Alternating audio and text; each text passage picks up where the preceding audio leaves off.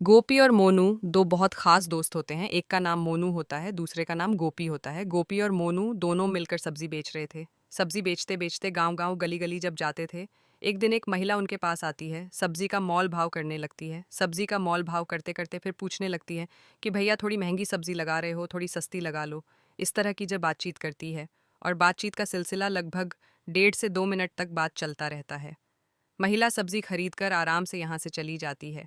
तभी गोपी अपने दोस्त को देखता रह जाता है और देखते कहता है कि मुझे तो यकीन नहीं होता, ये महिला तुम्हारी पत्नी की तरह दिखाई देती है, उसी की तरह बात करती है, उसी की तरह मोल भाव करती है। ऐसा लग रहा है जैसे तुम्हारी पत्नी हो। मोनू ने यह बात सुनी है। सुनने के बाद उसे बिल्कुल ऐसा लगा जैसे कि कुछ बात हुई नहीं है। तभी गोपी कहता है कि तुम्हें मैं कुछ बात कह रहा हूँ, तुम ध्यान क्यों नहीं देते हो। मोनू कहता है कि ध्यान में इसलिए नहीं दे रहा, जिसकी 8 साल पहले मौत हो चुकी हो, जिसकी मौत के इल्ज़ाम में वह 18 महीने तक सलाखों के पीछे गुजार चुका हो, जिसके खुलासे के लिए पुलिस को 2,000 का इनाम भी दिया गया हो। तुम्हारी जो बातें हैं वह मनगढ़ंत तल लो। नमस्कार दोस्तों, चैनल पर पहली बार आए हैं तो सब्सक्राइब ज़रूर कीजिएगा। गोपी अपने दोस्त के पीछे पड़ जाता है। वह कहता है कि होना हो तुम्हें इस मामले को खुद से देखना चाहिए, और तुम्हें क्या, हम दोनों को मिलकर इस मामले को देखते हैं। आखिरकार उन दोनों दोस्तों ने अब यहाँ से अपने आप से जांच पड़ताल करना शुरू किया, और जांच पड़ताल करने के बाद पता चलता है कि जिस महिला से वह बातचीत कर रहे थे वो दरअसल में सचमुच उस मोनू की पत्नी ही होती है। अब इसके बाद यह मामला अखबारों के माध्यम से जब लोगों तक पहुंचता है, तो न केवल पुलिस की फजीहत होती है, बल्कि इस घटना की 2 प्रदेशों में गूंज फैल जाती है। लोग सोचने पर मजबूर हो जाते हैं कि आखिरकार पुलिस इस लेवल पे ऐसे काम करती है कि जिससे क्या किसी की भी ज़िंदगी ख़राब हो सकती है, बर्बाद हो सकती है। और इस कहानी में भी कुछ ऐसे ही होता है। कई जिंदगियां थीं जो पूरी तरह से बर्बाद हो गई थीं। आज की जो सच्ची घटना मैं आपको सुनाने जा रहा हूँ, ये सच्ची घटना है। राजस्थान प्रदेश का एक ज़िला है दौसा, और दौसा ज़िले में ही मेहंदीपुर बालाजी एक धार्मिक स्थल है। यहाँ पर दूर दराज के लोग दर्शन करने के लिए आते हैं। ऐसे ही एक व्यक्ति जिसका नाम संजय प्रसाद गुप्ता होता है, उसकी पत्नी सुनीता देवी होती है, और एक बेटी होती है जिसका नाम आशा होता है। तीनों ही बालाजी में दर्शन करने के लिए जाते हैं। दर्शन करने के बाद वो बाजार में मार्केट में घूम रहे थे, और घूमते घूमते समाधि वाली गली में बम्बई वाली धर्मशाला के पास पहुंच जाते हैं। उसके ठीक सामने एक धार्मिक किताबों की दुकान होती है, तस्वीरों की दुकान होती है। उस तस्वीरों वाली दुकान में जब पहुंच जाते हैं, तो यहीं पर आरती तस्वीर देखती रहती है, और तस्वीर देखते देखते अलग अलग तस्वीरों के मोल भाव कर रही थी। सामने दो लड़के होते हैं, एक का नाम गोपी सैनी होता है, दूसरे का नाम मोनू सैनी होता है। दरअसल मोनू सैनी ही उसको तस्वीरें दिखा रहा था। आशा ने बातचीत करते करते उन दोनों में कुछ ऐसे आंखें चार हो जाती हैं, उन्होंने कभी कल्पना भी नहीं की थी। जैसे ही आंखें चार हो जाती हैं, यान की दोस्ती हो जाती है। दोस्ती कब कुछ ही पलों में प्यार में बदल जाती है, उन्होंने कभी सोचा भी नहीं था। इसके बाद दोनों एक दूसरे का नंबर लेते हैं, और नंबर लेने के बाद दोनों बातचीत का सिलसिला शुरू कर देते हैं। लड़की अपने घर वापस आ जाती है, लड़का अपनी दुकान पर काम कर रहा था। बातचीत का सिलसिला जब लगातार चल रहा था, तब दोनों ने फैसला किया, क्यों ना हम शादी कर लें, क्यों ना अपना घर बसाएं।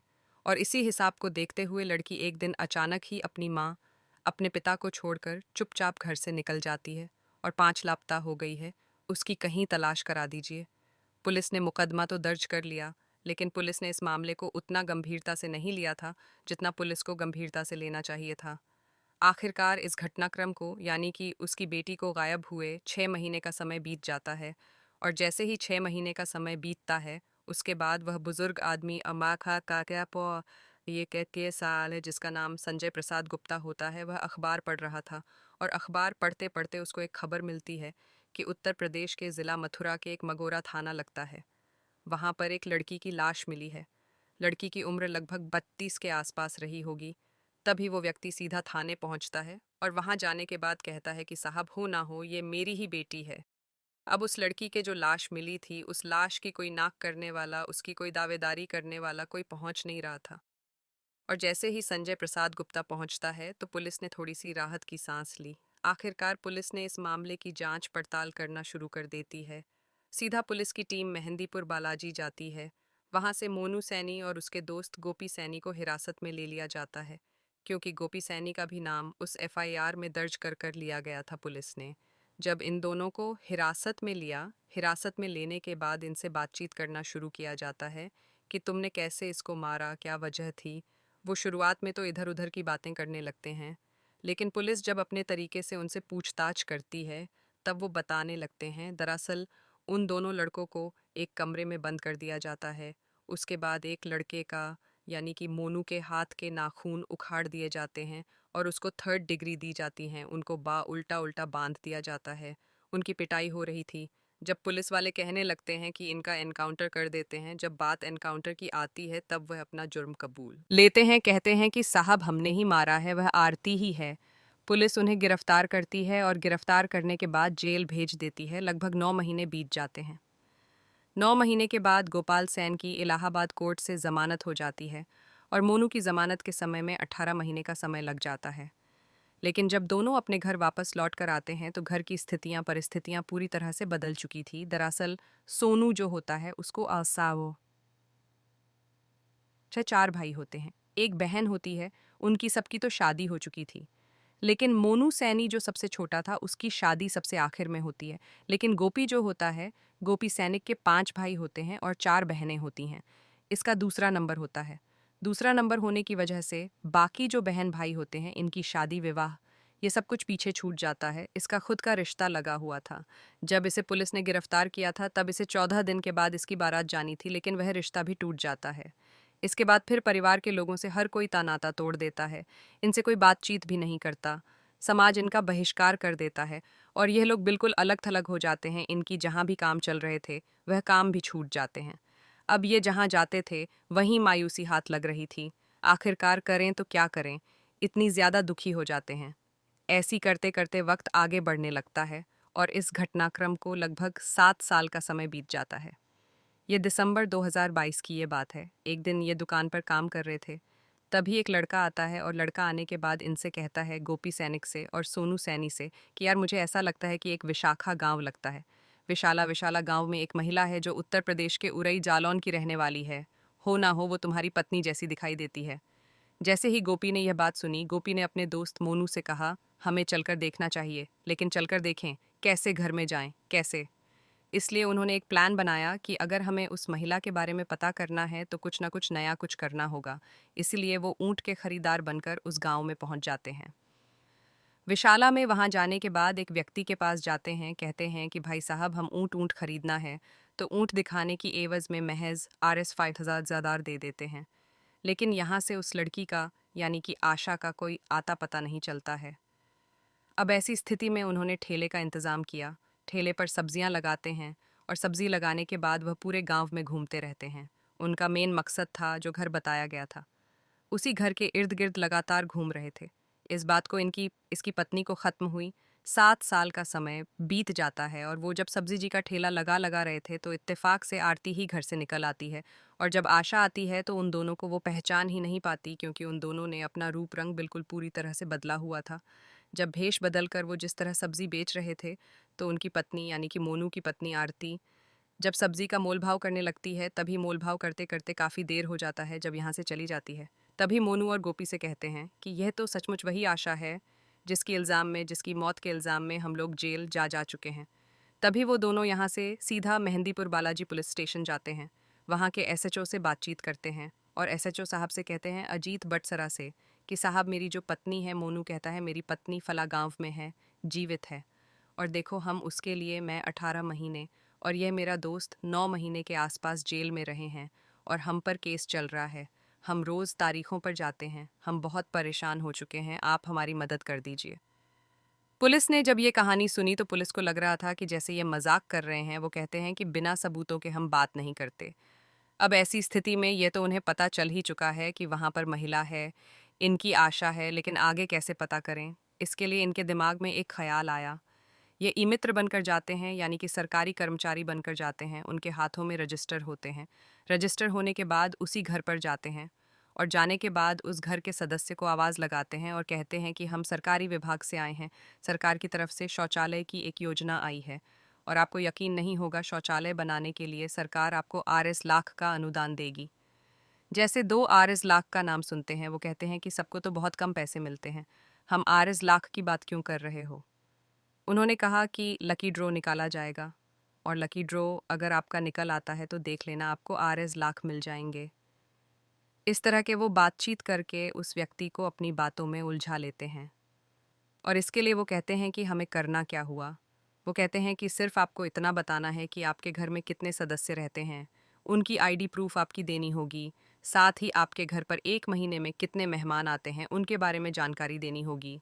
जैसे ही झूठ का एक पुलिन बनाया जाता है, उस महिला का ससुर इस पुलियजला आता है, फंस जाता है, घर में आने वाले जितने भी मेहमान होते हैं उनके बारे में जानकारी देता है। साथ ही घर के हर एक सदस्य के बारे में वो ना केवल जानकारी देता है बल्कि प्रूफ भी देता है कि इस घर में इतने सदस्य रहते हैं, जैसे किसी का आधार कार्ड या पैन कार्ड या कोई और अन्य दस्तावेज, जिसके आधार पर यह सही साबित हो सके कि ये घर में इतने सदस्य रहते हैं।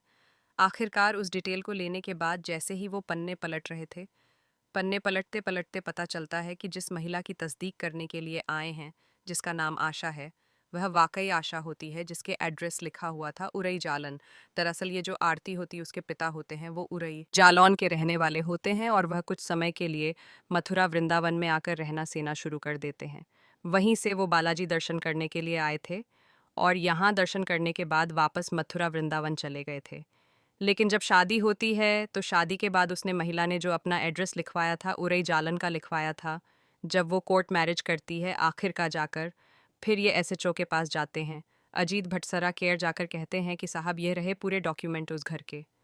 अब ऐसी स्थिति में SHO ने मथुरा की STF से संपर्क किया और कहा कि तुम्हारा एक केस है, साल 2016 में हुआ था, एक महिला का मर्डर हो जाता है जिसमें आपने खुलासा भी कर दिया था और खुलासा करने के बाद आरोपियों को जेल भेज देता।